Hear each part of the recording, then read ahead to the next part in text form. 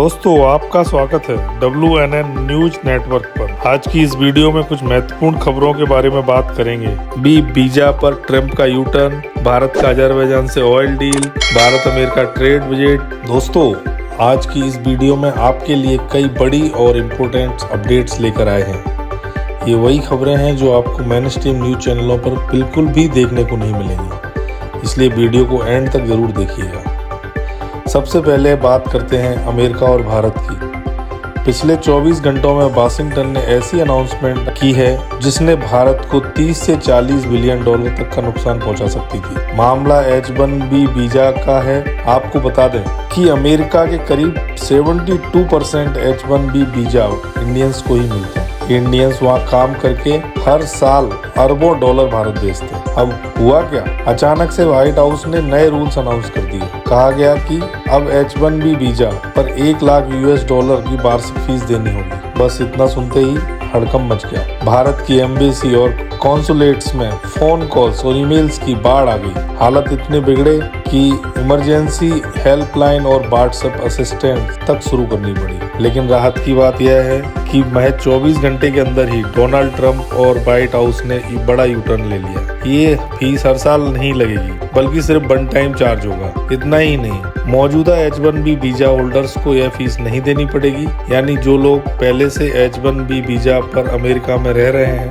तरीके से सेफ हैं। साथ ही AI, साइबर सिक्योरिटी, डिफेंस और हाईटेक जैसे स्ट्रेटेजिक सेक्टर्स को पूरी तरीके से छूट दी गई है। यानी वहाँ नई भर्तियों के लिए $1 लाख नहीं देने होंगे। साफ है कि मौजूदा वीजा होल्डर्स और भारत दोनों के लिए एक बड़ी राहत की खबर है। अब चलते हैं अगले अपडेट्स की ओर। भारत और अजरबैजान के बीच पिछले 10 महीनों से क्रूड ऑयल का ट्रेड बंद पड़ा था। वजह बताई गई थी प्राइसिंग डिस्प्यूट्स और पाकिस्तान को अजरबैजान की सपोर्ट की। लेकिन अब खबर यह है कि अगस्त 2025 से भारत ने फिर से अजरबैजान से ऑयल इंपोर्ट शुरू कर दिया है। अगस्त के डेटा के मुताबिक भारत ने 1747 टन क्रूड ऑयल खरीदा, जिसकी वैल्यू करीब $7.8 लाख बैठती है। भले ही यह वॉल्यूम छोटा हो, लेकिन अजरबैजान के लिए भारत हमेशा से बड़ा बायर रहा है। 2022 और 23 में भारत उनके क्रूड ऑयल का तीसरा और चौथा सबसे बड़ा खरीदार था। अब बात करते हैं चीन की।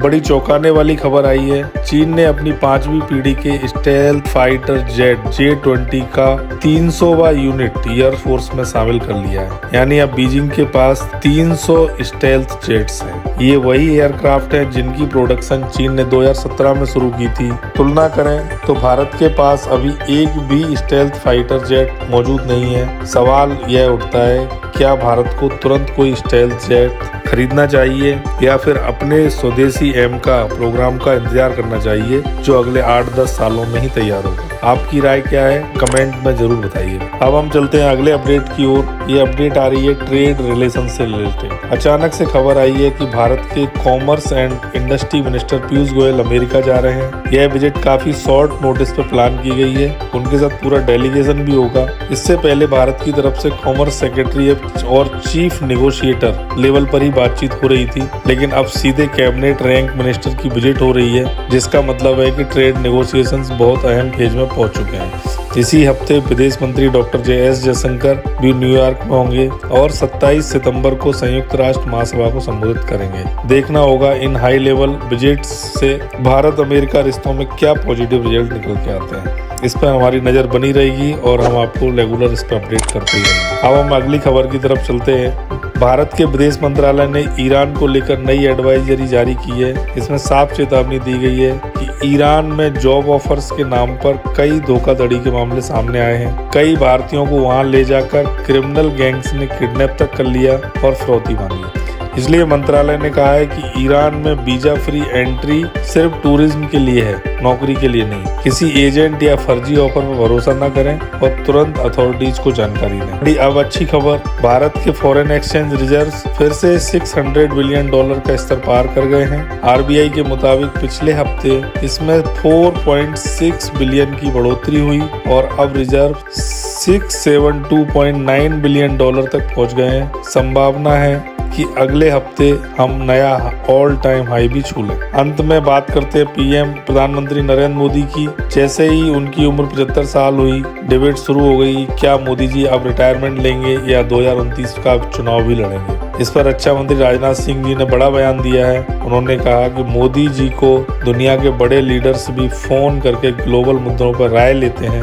राजनाथ सिंह ने यहाँ तक कह दिया कि 2029, 34, 39 और 2044 तक बीजेपी का पीएम कैंडिडेट वही होंगे और जब तक भारत विकसित राष्ट्र बन जाएगा तब जाकर छुट्टी करेंगे। दोस्तों, हर 24 घंटे में भू राजनीति में बड़े बदलाव हो रहे हैं। इन सब के बीच भारत किसी भी देश से पीछे न रहे, इसके लिए मोदी सरकार लगातार प्रयास कर रही है। भारत की विदेश नीति, रक्षा समाचार, अर्थव्यवस्था और वैश्विक मामलों का सही विश्लेषण हमारे चैनल WNN का मिशन है। यह मिशन आपके समर्थन के बिना अधूरा है। WNN हिंदी पर हम सभी तथ्यों और डेटा का सरल भाषा में विश्लेषण करते हैं, बिना किसी एजेंडे के। यदि आप चाहते हैं कि WNN का सही और प्रामाणिक विश्लेषण आप तक लगातार पहुँचे, तो इस वीडियो को लाइक करें।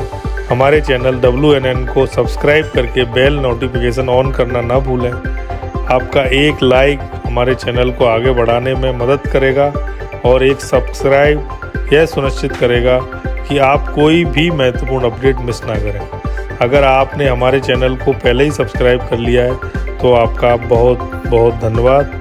जय हिंद, वंदे मातरम।